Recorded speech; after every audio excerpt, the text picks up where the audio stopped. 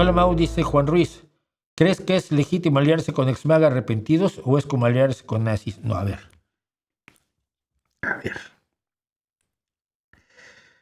Los nazis defendían el asesinato de toda la gente que no era de cierta supuesta etnia.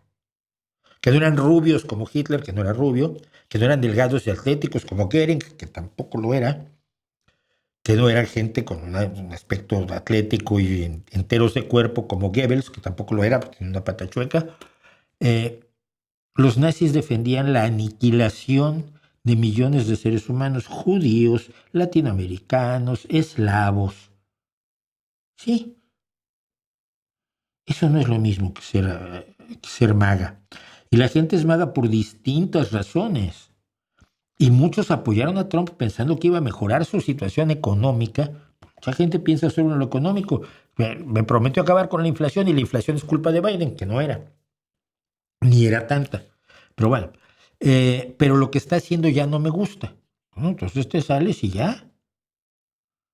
Del ambiente de Trump, aunque sigas teniendo un pensamiento de derecha, pero no es el pensamiento de derecha que implica el asesinato, el genocidio, la muerte de millones, ¿no? Es que no, es al contrario. Los ex-MAGA arrepentidos es gente que está descubriendo una realidad y se les puede llevar a un pensamiento mucho más razonable y racional, pero solo si te acercas a ellos, ¿no?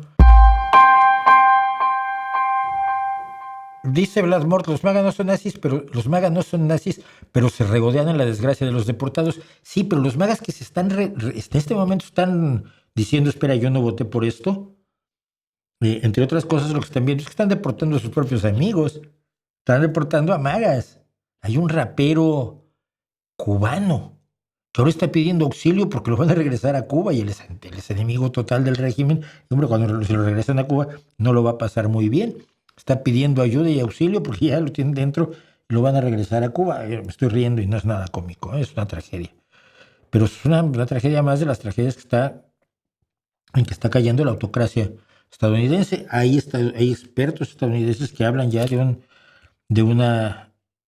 un desencuadernamiento constitucional total, ¿no? de un verdadero ataque a la Constitución que es gravísimo.